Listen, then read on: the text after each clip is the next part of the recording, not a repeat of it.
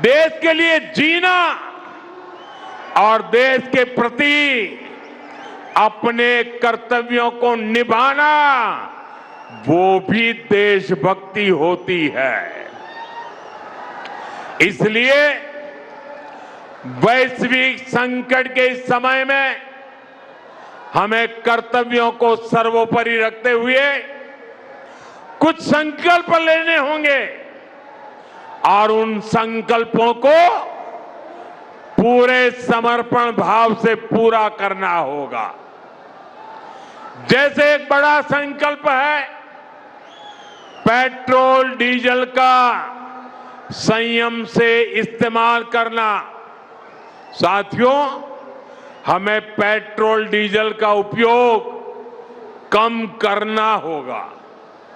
शहरों में जहां मेट्रो है वहां हम तय करें कि हम मेट्रो का ही उपयोग करेंगे, ज्यादा से ज्यादा मेट्रो में ही जाएंगे। अगर कार में ही जाना जरूरी है तो फिर कार पूल करने का प्रयास करें और भी लोगों को साथ बिठा ले। अगर हमें कहीं सामान भेजना हो तो कोशिश करनी है कि वह ज्यादा से ज्यादा रेलवे गुड्स के जो ट्रेन होती है रेलवे की सर्विसेज से भेजे। Work from home, online conferences, virtual meetings, इनको हमें फिर से प्राथमिकता देनी है। ऐसे ही खाने के तेल का भी है, इसके आयात के लिए भी बहुत बड़ी मात्रा में हमें विदेशी मुद्रा खर्च करनी पड़ती है। हर परिवार अगर खाने के तेल में खाने का तेल का जो उपयोग करता है अगर वो कुछ कमी करे, मैंने बार बार कहा है 10% कम करो।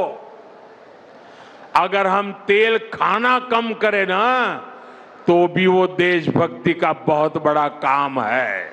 आज जो संकट है उसमें हमें विदेशी मुद्रा बचाने पर भी बहुत जोर देना होगा। देश हित में हमको ये तय करना पड़ेगा कि साल भर तक घर में कोई भी फंक्शन हो, कोई भी कार्यक्रम हो, हम सोने के गहने नहीं खरीदेंगे। जैसे आजकल जो विदेशों में शादियों का, विदेशों में घूमने का, विदेशों में वैकेशन पर जाने का मिडिल क्लास में कल्चर बढ़ता जा रहा है। हमें तय करना होगा कि जब ये संकट का काल है और हमारी देशभक्ति हमें ललकार रही है तो कम से कम एक साल के लिए हमें विदेशों में जाने की बातों को टालना चाहिए।